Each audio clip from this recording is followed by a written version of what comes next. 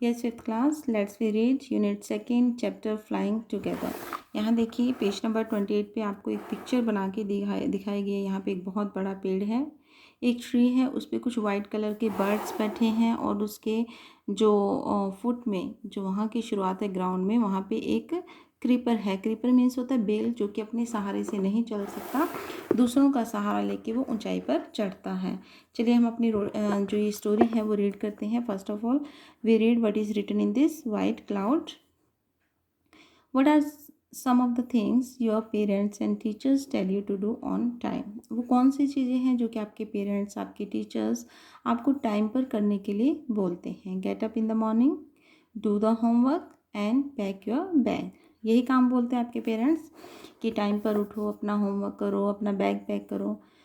What happened when you didn't do as they asked you to do? क्या होता है जब वो आपको जैसा करने के लिए कहते हैं आप नहीं करते? तो चलिए ये स्टोरी रीड करके इसका आंसर हमें इसमें मिल जाएगा। Deep in a forest stood a very tall tree. जंगल की गहराई में एक बहुत लंबा पेड़ खड़ा था। मीन्स वहाँ पर एक पेड़ था बहुत लंबा। It's leafy branches spread out like strong साम। इसकी जो पत्तेदार टहनियाँ थी, ब्रांचेस होता है टहनी, स्प्रेड होता है फैलना, तो फैली हुई थी जैसे कि मजबूत बाहें होती हैं। This tree was the home of a flock of wild geese. और ये जो ट्री था ये वाइल्ड गीस का घर था। मीन्स वो गीस वहाँ पर रहती थी। They felt safe there. वो वहाँ पर सेफ अपने आप को फील करती थी, सुरक्षित महसूस करती थी। वन ऑफ द गीस was a wise old bird. उनमें से जो एक गीस थी वो बूढ़ी थी और बड़ी बुद्धिमान भी थी। वाइज होता है बुद्धिमान। ही noticed a small creeper at the foot of the tree. उसने नोटिस किया कि जो पेड़ के पैर में, तली में जो है एक क्रीपर है, एक बेल उगाई है। He spoke to the other birds about it. उसने बाकी बर्ड्स को उसके बारे में बताया। Do you see that creeper? क्या तुमने वो क्रीपर देखा? He said to them. उसने उन्हें कहा, लेट अस डिस्ट्रॉयड, चलो उसे डिस्ट्रॉय कर देते हैं। वाई मस्ट वी डिस्ट्रॉयड आज द गीज इन सरप्राइज। बाकी जो गीज थी उनको बड़ी हैरानी हुई। उन्होंने बोला हम इसे क्यों डिस्ट्रॉय करें? इट इज़ सो स्मॉल, ये बहुत छोटी है। What harm can it do? ये हमें क्या नुकसान पहुंचा सकती है? My friends replied the wise old bird. अब ओल्ड बर्ड क्या बोलते हैं? मेरे friends, that little creeper will soon grow. जल्दी से ये लिटिल क्रीपर बड़ा हो जाएगा। As it creeps up this tree. जैसे ही इस पेड़ पर क्रीपिंग करेगा, चढ़ेगा, it will become thick and strong. ये एक तरह से मजबूत हो जाएगा। और थिक मीन्स मोटा हो जाएगा और स्ट्रॉन्ग मीन्स मजबूत हो जाएगा। वट ऑफ दैट आज द गीस। अब गीस बोलते तो क्या होगा? What harm can a creeper do us. एक क्रीपर हमें क्या हार्म कर सकता है, क्या नुकसान पहुंचा सकता है? डोंट यू सी, क्या तुमने नहीं देखा? Replied the wise bird. Wise bird ने आंसर दिया, with help of the creeper it will be possible for someone to climb this tree. तो इस ट्री पर इस बेल की सहायता से ऊपर चढ़ने में किसी के लिए भी पॉसिबल हो जाएगा। अ Hunter can come up and kill us all. एक हंटर ऊपर आ सकता है और हम सबको मार सकता है। Well there is no hurry, they replied. उन्होंने बोला कोई जल्दबाजी नहीं है। और the creeper is very small. Creeper बहुत छोटा है। It would be a pity on to destroy it now. हमें इसको डिस्ट्रॉय करने में अब दया आएगी क्योंकि छोटा है। छोटे बच्चे सबको अच्छे लगते हैं, छोटे प्लांट्स सबको अच्छे लगते हैं। तो इसलिए उनको लगा कि नहीं, हम इस छोटे से पेड़ को, इस छोटे से पौधे को क्यों उखाड़ दें। Destroy the creeper while it is still young, the old bird advice. Old bird ने फिर से उनको सलाह दी कि जब ये बड़ा हो जाएगा उससे पहले इसे डिस्ट्रॉय कर दो, मतलब इसको नष्ट कर दो, ठीक है। And now it is tender and you can cut it easily. अब ये सॉफ्ट है। टेंडर मीन्स होता है सॉफ्ट, नरम है, और आप लोग इसे ईजिली काट सकते हैं क्योंकि बर्ड्स की तो बीक होती है और बीक से टेंडर जो चीज़ है वही कट सकते हैं ना। जब हार्ड हो जाएगी तो मुश्किल हो जाएगा। Later it will become hard and you will not be able to cut it. We will see answer the birds. अब बर्ड्स ने बोला देखेंगे देखेंगे। But they didn't destroy the creeper. लेकिन उन्हें क्रीपर को डिस्ट्रॉय नहीं किया। They forgot the wise old bird's advice. वो जो बर्ड थी वाइज बर्ड, उसके एडवाइस को भूल गए। एज द क्रीपर ग्रू, जैसे ही क्रीपर बढ़ा हुआ, it began winding it's way up the tree. उसने पेड़ पर अपना रास्ता बना लिया। देखिए यहाँ पे इसने रास्ता बना लिया, ऐसे घूम घूम के क्रीपर ऊपर तक आ गया। Stronger and stronger it became until it was as strong as a thick rope. ये मजबूत होता गया जब तक कि एक मोटी रस्सी की तरह नहीं हो गया।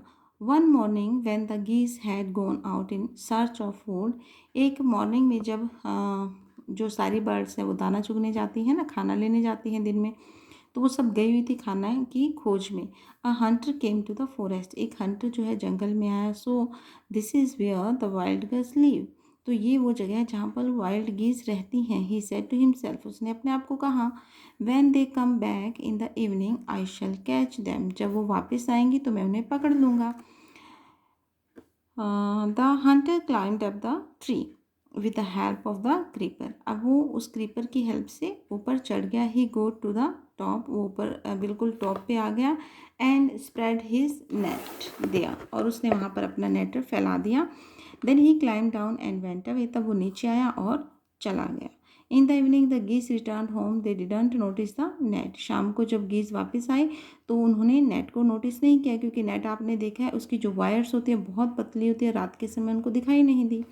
As they flew into the tree they were trapped, जैसे ही वो पेड़ पर उड़ी, मतलब पेड़ पर बैठी वो, तभी वो उसमें फंस गई। ट्रैप्ड मतलब caught. This struggled hard to get out but could not, उन्होंने बड़ा स्ट्रगल किया, बड़ी मेहनत करी कि हम इसमें से निकल जाएं, बट वो नहीं सफल हुई।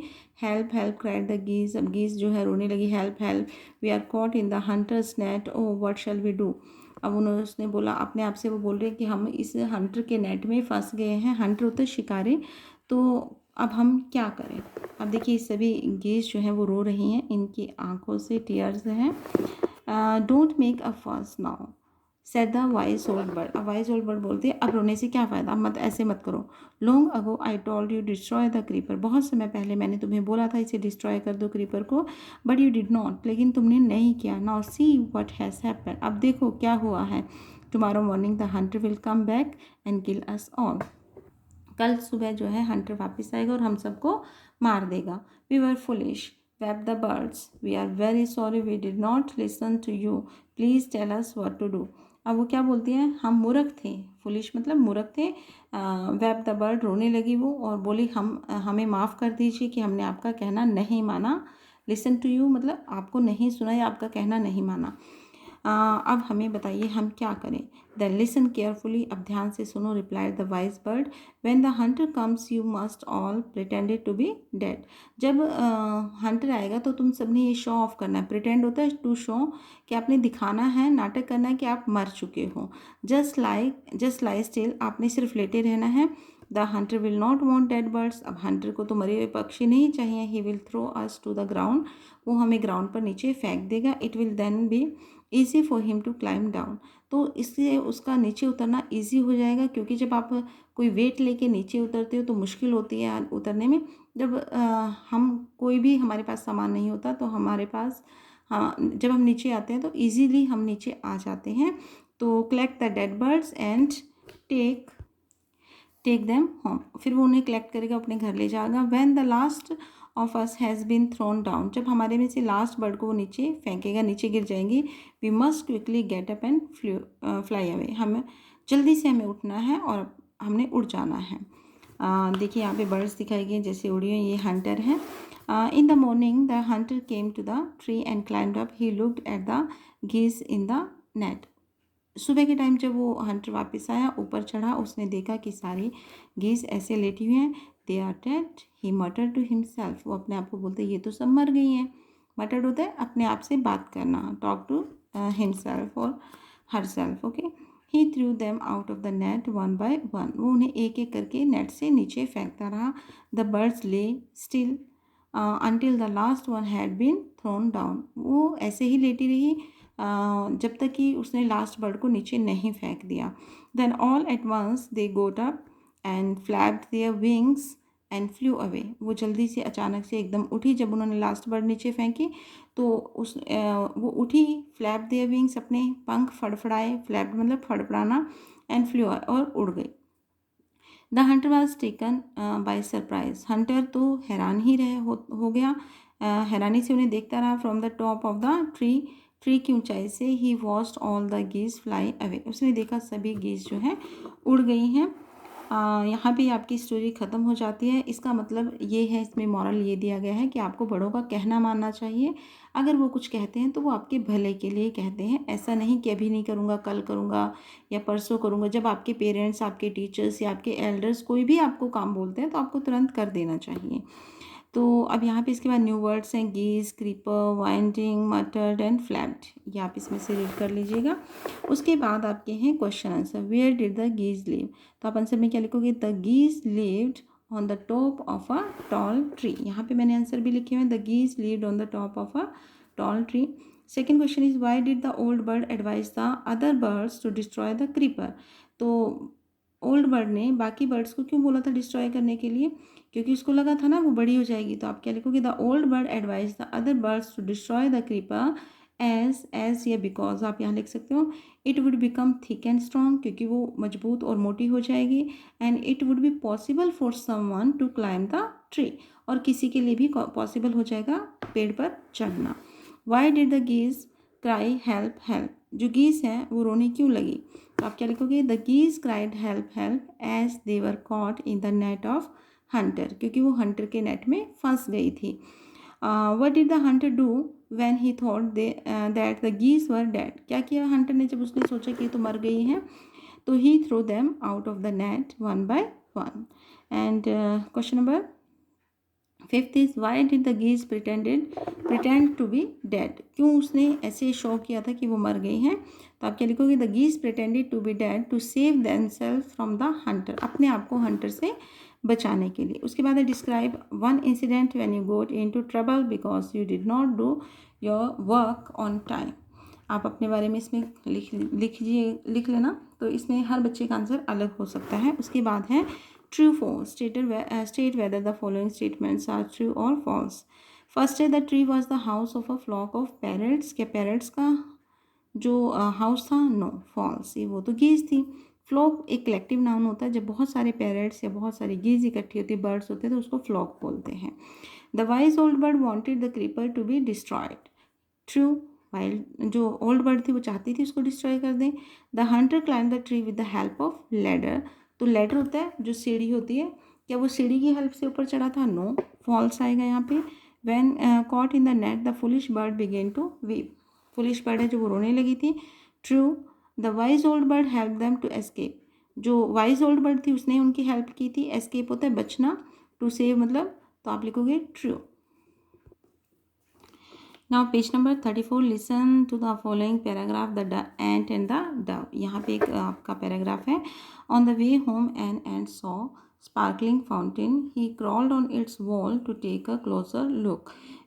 अपने घर के रास्ते में कैंट जा रही थी तो उसने देखा एक चमकता हुआ जो फाउंटेन है, फवारा है, और वो वहाँ पे क्रॉलिंग करके गई, जैसे वो चलती हैं और वॉल पे, और उसको पास से देखने के लिए। Suddenly he slipped and fell into the water. He gurgled and panicked and waved his legs in the air. तो अचानक से क्या हुआ, उसका पैर फिसल गया और वो वहाँ पे पानी में गिर गई, और उसके जैसे मुंह में पानी चला गया, ऐसे गरगल होने लगा, और वो बड़ी परेशान हो गई और अपनी लेग्स को उसमें फड़फड़ाने जैसे घुमाने लगी, लेग्स को हिलाने लगी। Help, I can not swim. मेरी हेल्प करो, मुझे, मैं स्विम नहीं कर सकती, तैर नहीं सकती। ही क्राइड, वो चिल्लाई। Luckily just at the moment a friendly dove flew by. किस्मत उसकी अच्छी थी, मतलब भाग्यशाली से कि एक उसी क्षण, मोमेंट होता क्षण, उसी क्षण एक फ्रेंडली डव थी जो वो वहाँ से उड़ के जा रही थी। She saw them that the tiny ant was drowning and quickly flew to a nearby tree. उसने देखा कि जो एंट है छोटी सी वो डूब रही है, और वो फटाफट जल्दी से एक पेड़ के पास गई। She pulled off a leaf and let it glide down to the ant. अब उसने क्या किया, वहाँ से एक पत्ता तोड़ा और उस एंट के पास डाल दिया। Here you are she cooed and flew away. और उसने बोला तुम इसके ऊपर आ जाओ, ये यहाँ पे है और तुम इसके ऊपर आ जाओ, बच जाओगे ना। तो फिर वो चली गई। अब इसमें आपके क्वेश्चन पूछे गए, why do you think the dove help the ant? क्योंकि उसका फ्रेंडली, इसमें लिखा होगा ना फ्रेंडली डव, तो आप क्या लिखोगे? Because she was friendly by nature. Second है, how do you think the ant felt on finding the leaf? जब उसको पता मिला तो उसे कैसा फील हो, तो वो रिलैक्स्ड फील किया होगा ना उसने। तो I think she felt relaxed and तो इसके आंसर में आप ये भी लिख सकते हो, I think the ant felt relieved on finding the leaf. Relieved या रिलैक्स्ड। ठीक है, नाउ है थर्ड है, have you ever been in trouble like the ant, did anyone help you. तो यहाँ पे आप अपना कोई भी इंसिडेंट लिख देना अगर आप कभी मुसीबत में फंसे और किसी ने आपकी हेल्प की हो उस मुसीबत से निकलने के लिए। Now page number 35, work in pairs. Ask your friends questions about all the things he does and use question words such as where, what, how, who, when, why. One is done for you. Anu, I watch TV in the evening. When do you watch TV? Okay. ये इसको आप बोलोगे frame question. Question आपने बनाने हैं, answer आपको given होंगे। Normally क्या होता है, आपको क्वेश्चन दिया जाता है, आपने आंसर लिखने हैं, बट यहाँ पे आपको आंसर दिए जाएंगे और आपने क्वेश्चन बनाना है। तो फर्स्ट क्वेश्चन आपका किया हुआ है, यहाँ पे डन है आपके लिए। एंड सेकंड क्वेश्चन में आई प्ले गेम्स, तो आप यहाँ बोलोगे what do you play. And I collect stamps, what do you collect. I play in the ground, where do you play, आप कहाँ खेलते हो। क्वेश्चन यही आएगा ना, आप एक बार हिंदी में कन्वर्ट करके क्वेश्चन बना के देखना और उसको इंग्लिश में कन्वर्ट करना। ऑन संडे आई गो, यहाँ पे फॉर आएगा फॉर शॉपिंग, तो आप लिखोगे when do you go for shopping, आप शॉपिंग के लिए कब जाते हो। उसके बाद answer this question about your self. अब यहाँ पे आपको क्वेश्चन दिए गए, आपने आंसर देने हैं। व्हाट्स योर नेम, आप बता दीजिए माय नेम इज़, जो भी आपका नाम है। What language do you speak, जो लैंग्वेज आप बोलते हो आपने वो लिखना है। I speak Hindi, I speak English, जो भी है। हाउ ओल्ड आर यू, आपकी एज आपने लिखनी है, जैसे I am 10 years old, 12 years old. Which is your favourite food, आपका फूड कौन सा है। माई फेवरेट फूड इज़, आप इज़ लिखोगे, उसके बाद आप फूड का नाम लिखोगे। यहाँ पे इज़ नहीं लिखा हुआ है। Where did you go yesterday, तो आप यस्टरडे को कहाँ गए थे, तो आप लिखोगे I went to the market, आप मार्केट गए थे, किसी भी जगह आप गए थे। Which country do you belong to, आप कौन सी कंट्री से बिलोंग करते हो, तो आप लिखोगे I belong to India. When do you go to sleep, आप किस टाइम सोने के लिए जाते हो, आप लिख सकते हो I go to sleep at 9 PM, रात को जिस टाइम भी आप सोते हो PM लिखोगे क्योंकि रात का टाइम PM में होता है। Why do you drink milk, तो आप क्या लिखोगे, आप मिल्क क्यों पीते हो, to become healthy and strong. उसके बाद है page number 36, in groups of 5 discuss what would you do if you were caught in the following situations. यहाँ पे आपको सिचुएशन दी गई है, उसके आंसर आपने देने हैं। और यहाँ पे आपको 3 सिचुएशन दी गई है, आप फ्रेंड्स के बीच में बैठिए और आप उसका आंसर, क्योंकि आंसर सबका अलग हो सकता है। तो फर्स्ट है your friend falls in the play field and is hurt, आपका अगर फ्रेंड कोई खेल के मैदान में गिर जाता है और उसे चोट लग जाती है तो आप क्या करोगे, तो आप क्या लिख सकते हो, I would pick him up. आप यहाँ पे क्या लिखोगे, मैंने यहाँ से लिखे आई वुड पिक हिम, आपका यहाँ पे आएगा I would pick him up and take him in the sick room, मैं उसको सिक रूम में लेके जाऊँगा उठाने के बाद। You are trapped in a fire, अगर आप आग में फंस जाते हो तो आप क्या करोगे, I would start shouting for help and try to escape, मैं हेल्प के लिए चिल्लाऊंगा। जाहिर सी बात है, जब भी किसी के पास कोई मुसीबत आती है तो इंसान मैक्सिमम जो है, मैक्सिमम नंबर ऑफ़ जो पीपल हैं वो चिल्लाते हैं, शाउटिंग करते हैं, हेल्प के लिए किसी ना किसी को बुलाते हैं। You are stuck in a traffic jam, अगर आप ट्रैफिक जैम में फंस जाते हो तो आप क्या लिखोगे, I would wait for some time to clear the jam, या तो आप ये लिखोगे कि मैं कुछ टाइम के लिए वेट करूँगा, या आप लिख सकते हो I would change my route. कुछ लोग हैं अपना रूट चेंज कर लेते हैं ताकि उसको उसका टाइम वेस्ट ना हो अगर दूसरा रूट है उसकी डेस्टिनेशन पे जाने के लिए। उसके बाद है the words in the clouds describe something और समवन इन द स्टोरी, किसी को डिस्क्राइब करता है। यहाँ पे जो वर्ड्स दिए गए हैं, name them in the blank provided, यहाँ पे आपने नाम लिखने हैं। And make sentences of your own with the word given in the cloud, ये स्टोरी से आपसे पूछे गए हैं। वाइस कौन था, तो आप लिखोगे ओल्ड बर्ड, किसको डिस्क्राइब किया यहाँ पे, ओल्ड बर्ड को। केयरलेस कौन था, गीज। एंड थिक एंड स्ट्रॉन्ग क्या था, ट्री। फुलिश कौन थी, वो भी गीज थी, मूर्ख थी। एंड टॉल क्या था, ट्री। तो यहाँ पे इन चीज़ों को डिस्क्राइब किया गया है। अब हम इससे सेंटेंस बनाते हैं। वाइज, आप लिख सकते हो ही इज़ वाइज मैन, ठीक है। The old bird was very wise, कुछ भी आप लिख सकते हो अपनी तरफ से, सेंटेंस कुछ और भी बना सकते हो। Care, don't be careless, geese were very careless. Thick and strong, the tree is thick and strong, was भी लिख सकते हो इसकी जगह। एंड फुलिश में आएगा ही इज़ फुलिश, या birds were foolish. And tall, the tree was very tall, he is tall boy, my brother is very tall. आप अपनी तरफ से कोई भी सेंटेंस बना सकते हो। उसके बाद है page number 37। Here are some answers about the given pictures. यहाँ फिर से आपके फ्रेम क्वेश्चन आया, आपको आंसर दिए गए हैं। The colour of the ant is black, तो आप क्या बोलोगे, what is the colour of the ant. It lives on land, आप क्या लिखोगे, वेयर डज इट लिव। अच्छा देखिए यहाँ पे इट लीव्स है, अगर वर्ब की फर्स्ट फॉर्म के साथ एस आता है या ई एस आता है तो आपने डू नहीं लगाना है, डज लगाना है। अगर आपका प्रेजेंट का आंसर है तो आपने क्वेश्चन भी प्रेजेंट में बनाना है। प्रेजेंट में आपने देखना है एस या यस लगाना है, नहीं है लगाना है। अगर आपका वर्ब की फॉर्म के साथ एस है तब आपने लगाना है, यहाँ पे डू नहीं लिखोगे, डज लिखोगे, क्योंकि यहाँ पे लीव्स आया।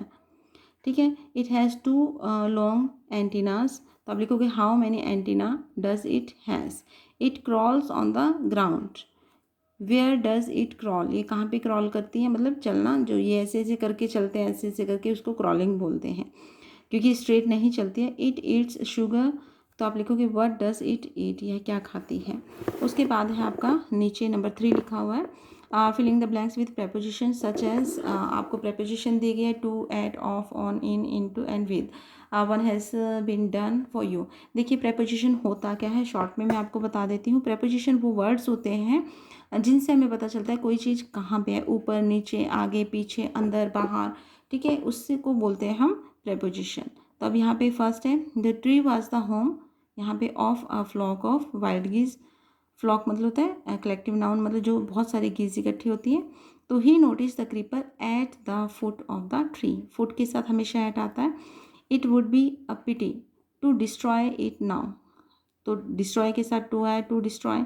As they flew off, O double F आएगा, the tree they were trapped. Off इसलिए आएगा क्योंकि ऑफ मीन्स होता है छोड़ना, यानी कि जब वो सॉरी बैठ रही थी वहाँ पे उसके ऊपर, तो यहाँ पे ट्री ऑफ आएगा।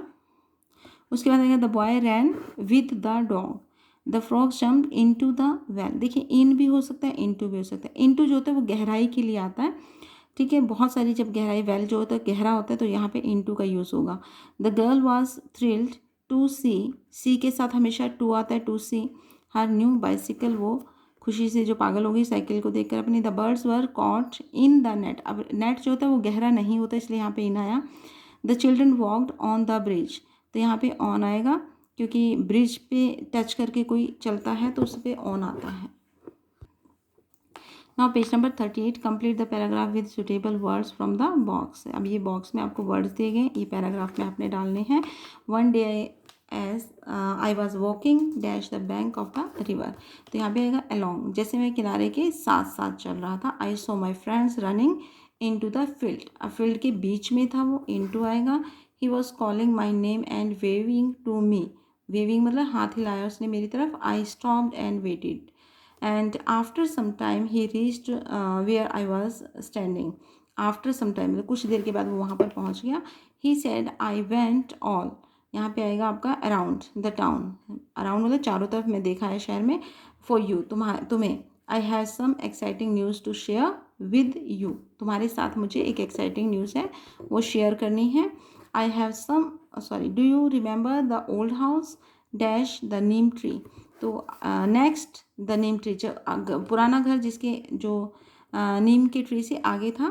Guess who is moving dash that house, यहाँ पे आएगा आपका इन टू, कौन वहाँ पर आया, Janak Das, Janak Das the great magician. Now we can learn lots of magic tricks from him मतलब उससे हम सीखेंगे। उसके बाद है filling the blanks given below with question word, for example where, तो यहाँ पे आप लिख सकते हो where do you play, and what do you play भी आ सकता है यहाँ पे।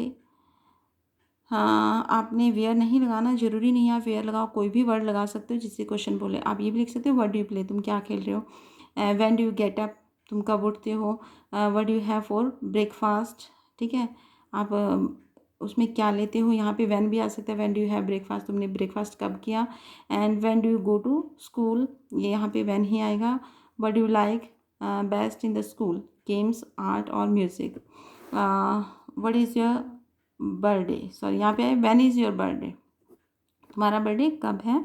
And what do you want for your birthday, तुम अपने बर्थडे के लिए क्या चाहिए, यहाँ पे व्हाट ही आएगा। उसके बाद है this one is I think last page of this chapter. No, 1 page remaining, 39 page. Reference to context, यहाँ पे आपको कंटेक्स्ट दिया गया है और यहाँ पे आपने इसके जो क्वेश्चन पूछे जाएंगे वो बताने हैं।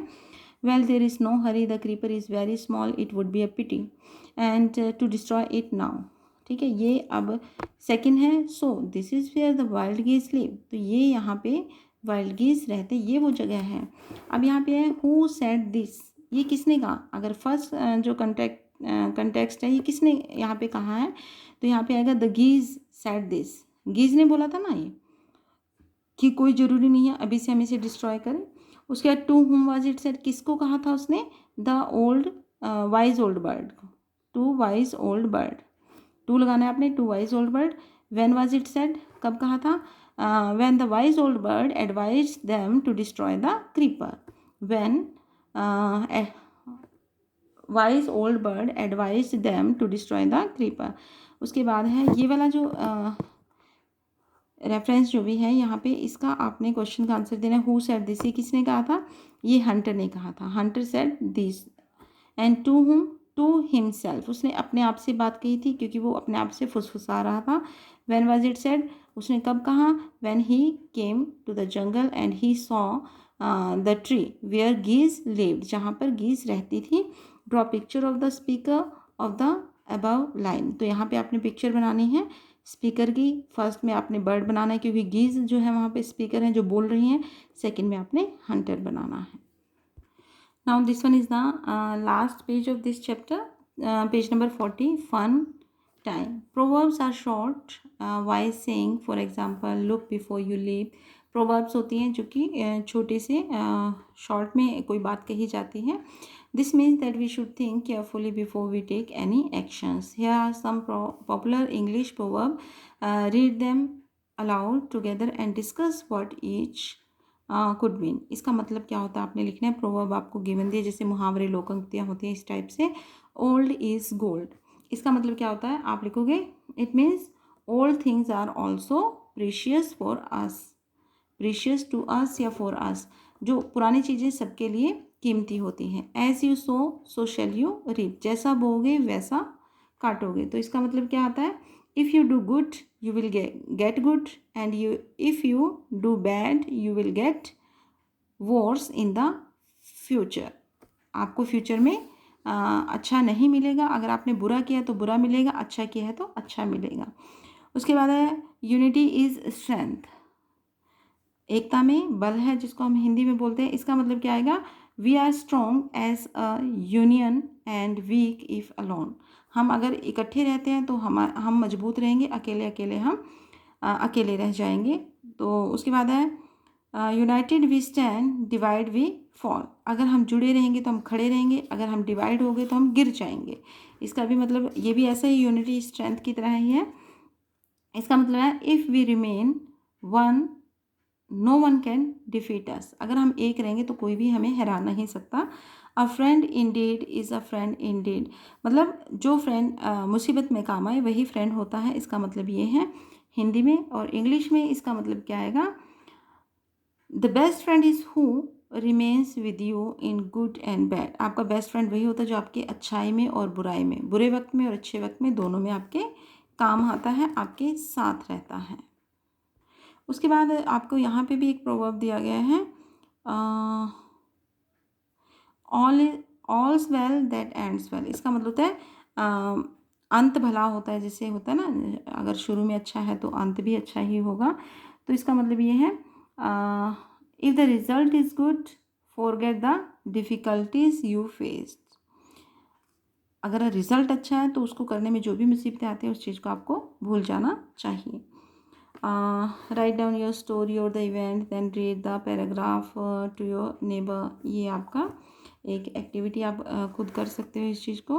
उसके बाद है the clap word game, creeper struggle tomorrow where the words produce one sound, clap once as it creep, clap twice if the word. Okay, ये आपकी गेम है, इसे आप खुद कर लीजिएगा। तो यहीं पे आपका जो ये चैप्टर है, ये स्टोरी आपकी यहीं पे ख़त्म होती है। और यूनिट सेकंड का ये लास्ट थी जो स्टोरी, एक पोएम एक स्टोरी थी, तो ये स्टोरी आपकी यहीं पे ख़त्म होती है।